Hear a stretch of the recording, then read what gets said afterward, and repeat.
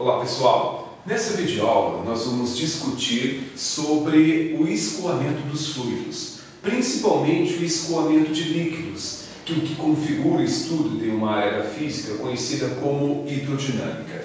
Geralmente a área que precede essa parte da física é chamada de hidrostática, onde é estudado os líquidos em repouso. Na hidrodinâmica nós vamos estudar os fluidos em movimento.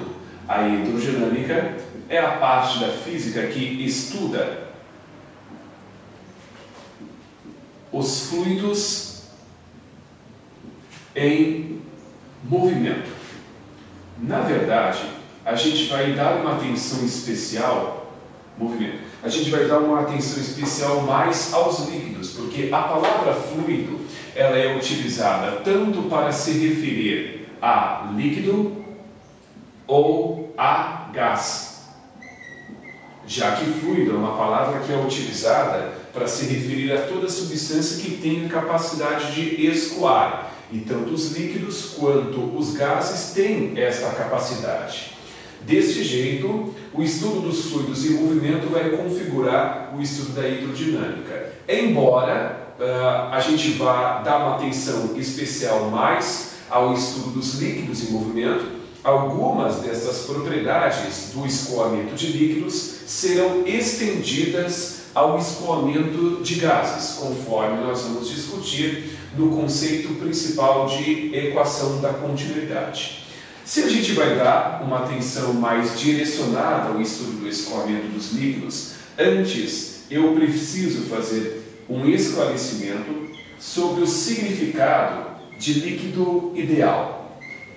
Um líquido ideal é um líquido que apresenta algumas propriedades que facilitam o seu estudo. Esse conceito de líquido ideal ele é parecido com um conceito de gás ideal adotado lá no estudo dos gases, da termodinâmica, onde são atribuídas algumas propriedades ao gás que facilitam o seu estudo. Aqui eu vou elencar 4 características, são várias, mas as 4 principais que configuram um gás, um líquido como sendo um líquido ideal. Primeiramente, considera-se por líquido ideal aquele líquido que é incompressível. Líquido incompressível é aquele líquido que apresenta a sua densidade constante, mesmo sendo sujeito a diferenças de pressões. O termo incompressível é aquele líquido que apresenta uma densidade constante. Isso é o que vocês precisam saber, o significado de todos esses termos técnicos que eu vou colocar aqui no quadro. Entende-se por líquido ideal também como sendo aquele líquido que não apresenta viscosidade, é um líquido não viscoso. Lembrando que a palavra viscosidade ela está relacionada com a resistência de um líquido em escoar, em entrar em movimento. Se você pegar um copo com água e virar ele de cabeça para baixo, no exato momento que você vira, a água já começa a ser despejada. Agora, se você pegar um pote com mel e virar ele de cabeça para baixo, o mel não entra em movimento, não começa a escoar no mesmo instante com a mesma rapidez que a água, indicando que o mel é um líquido viscoso. A mesma coisa acontece com o shampoo, por exemplo. Quando você pega o vidro do shampoo, vira ele de cabeça para baixo, não é no exato momento que você vira que ele já começa a escoar, ele leva um certo tempinho. Essa resistência de um líquido em entrar em movimento, em começar a escoar, é o que nós conhecemos por viscosidade.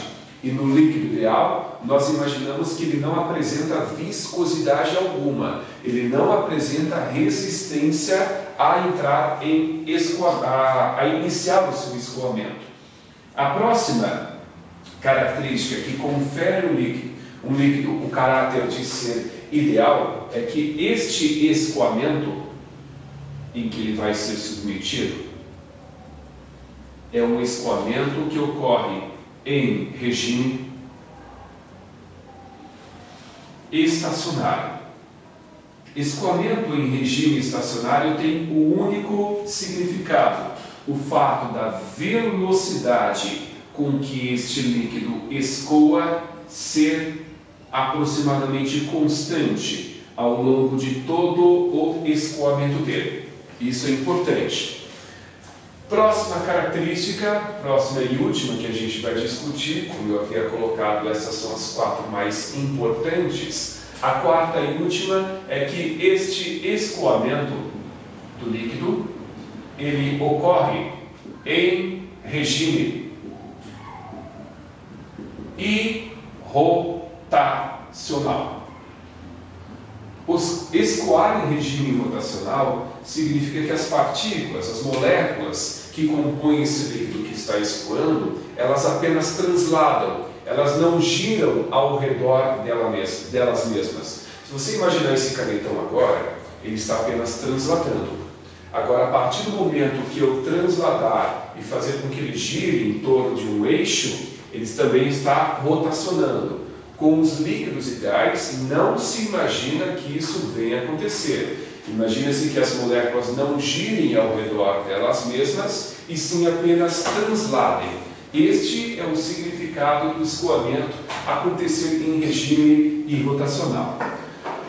A primeira coisa que a gente faz dentro da hidrodinâmica é abordar 2 conceitos diferentes. Na verdade, diferentes, mas muito próximos. O primeiro deles é o conceito de vazão mássica. Nós vamos começar aqui, vazão mássica, essa que eu vou representar pela letra Q. Nós vamos começar com uma situação extremamente simples, que é aquela em que nós vamos imaginar um líquido escoando dentro de um tubo de seção reta constante. Esse tubo, ele não apresenta estreitamento, ele não apresenta alargamento, é um tubo de espessura constante. E dentro desse tubo existe um líquido que está escoando. E para se estudar o escoamento desse líquido, eu vou fazer um corte de secção, um corte transversal neste tubo. Fazer um corte transversal é como se eu pegasse este canetão, aí pegasse uma faca e cortasse esse canetão de tal maneira que a lâmina desta faca forme com ele um ângulo de 90 graus. Isso significa seccionar transversalmente, é fazer um corte imaginário. E aí, quando você pega um tubo e faz um corte imaginário nele, ou como ele tem um formato cilíndrico, a área que é obtida através deste corte é a área de um círculo, né? Então, esta área que eu acabo, esse corte transversal que eu, de maneira imaginária, faço nesse tubo, revela aquilo que nós conhecemos por área de secção transversal. Esta área de secção transversal, por ter sido feita em um tubo, em um cilindro, revela a área de um círculo que é determinada pela equação do π vezes o raio ao quadrado. Como eu havia colocado, nós vamos imaginar um líquido escoando dentro desse tubo, passando por esta área de secção transversal, e o sentido do escoamento deste líquido é revelado através dessas linhas, com essas setas que eu acabo de representar, linhas estas conhecidas como linhas de corrente. Estas linhas de corrente, elas têm 2 possíveis serventias. A primeira delas é indicar o sentido de escoamento desse líquido, o que é fácil de perceber. Devido a essas setas que eu registrei nessas linhas de corrente, percebe-se que o líquido escoa aqui da esquerda para a sua direita. E essas linhas de corrente, elas também servem para indicar, dar uma espécie de noção de onde que o líquido escoa com maior velocidade. Porque as coisas funcionam da seguinte forma: quanto mais concentradas estas linhas de corrente estiverem, quanto mais próximas umas das outras elas estiverem, maior é a velocidade de escoamento. Baseado apenas na proximidade das linhas de corrente, é impossível determinar o valor da velocidade, mas tem como você saber, comparando 2 regiões, Onde que o líquido escoa com maior velocidade?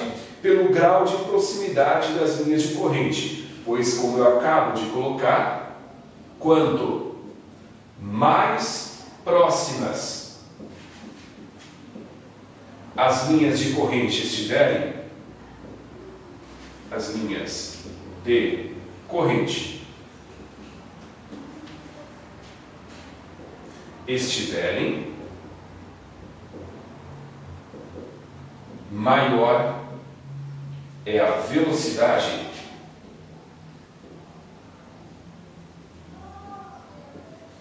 de escoamento desse líquido.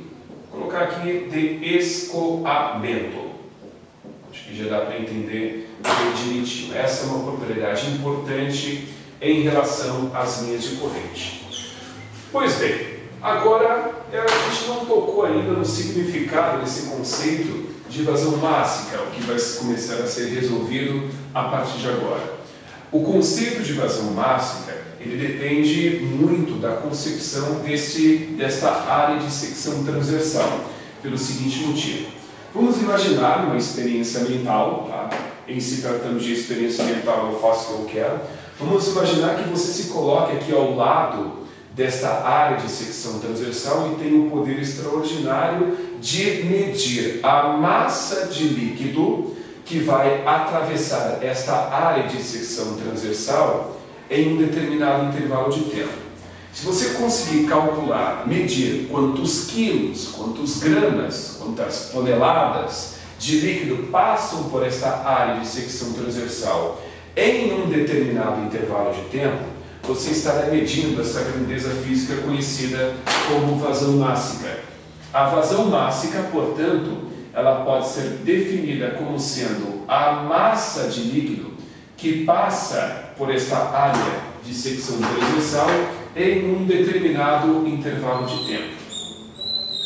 Repito, o M que aqui aparece representa a massa de líquido que passa por essa área de seção reta, e o ΔT representa o tempo que você fica contando essa massa passar através dessa área de seção reta.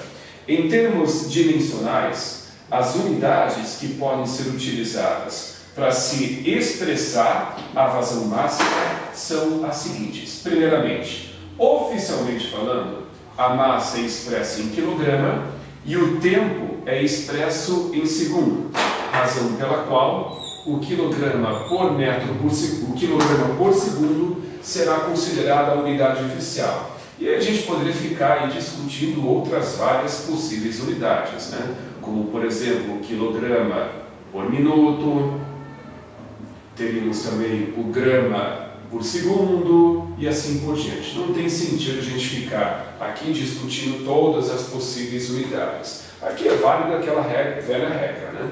Não pode ter unidade diferente na mesma conta. Se eu informo a vazão mássica em quilograma por segundo e o programa informa o intervalo de tempo em minuto, é óbvio que para determinar a massa tu não pode expressar o tempo em minuto com a vazão mássica em quilograma por segundo, que fique bem claro.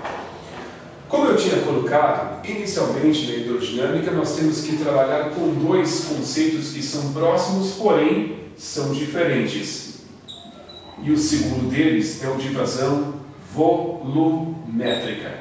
Aqui é que começa a vir o quente do negócio.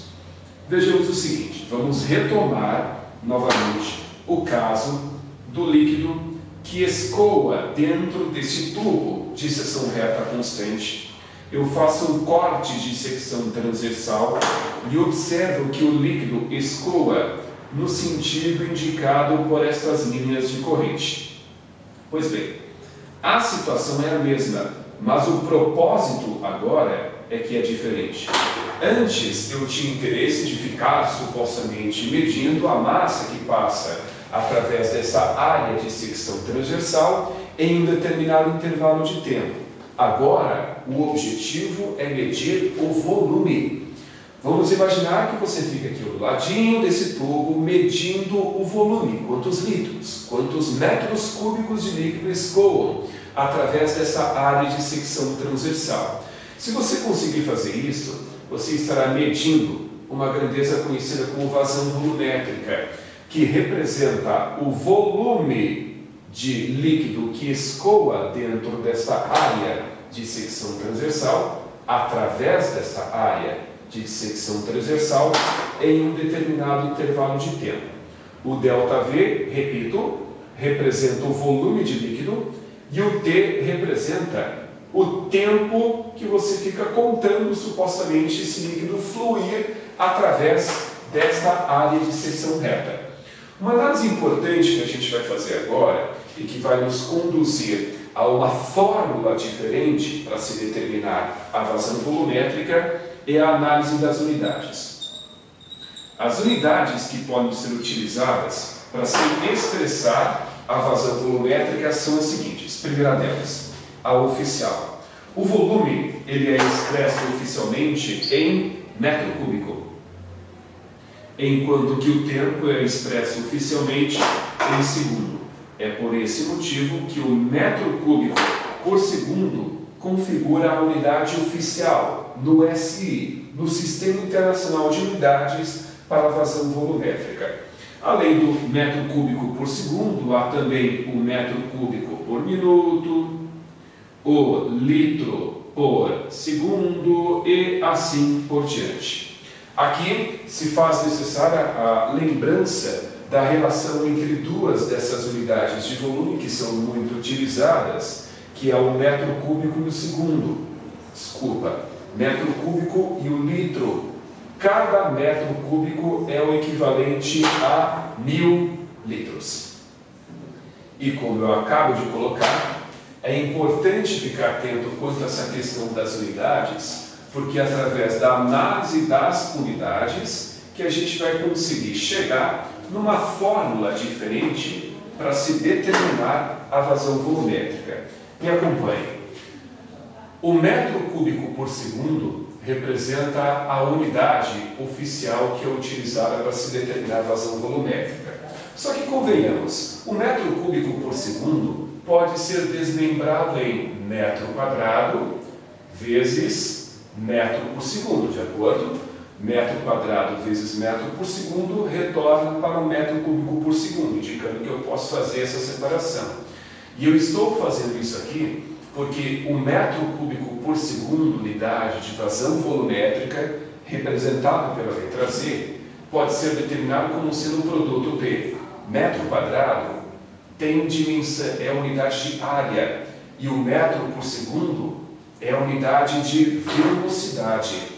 Esta é a fórmula alternativa, uma fórmula diferente, que pode ser utilizada para se determinar a vazão volumétrica. Este Vzinho que aqui aparece é diferente daquele volume. Não sei se ficou perceptível a diferença de tamanho desses Vs. Esse era para ser um V minúsculo, isso aqui um V maiúsculo. O V maiúsculo representa o volume e este V representa a velocidade de escoamento desse líquido, ao passo que o A é a nossa área de secção transversal, que pode ser determinada através daquele valor já exposto no quadro anterior de π vezes o raio ao quadrado, onde raio é o raio justamente do tubo, da tubulação, por onde esse líquido escoa.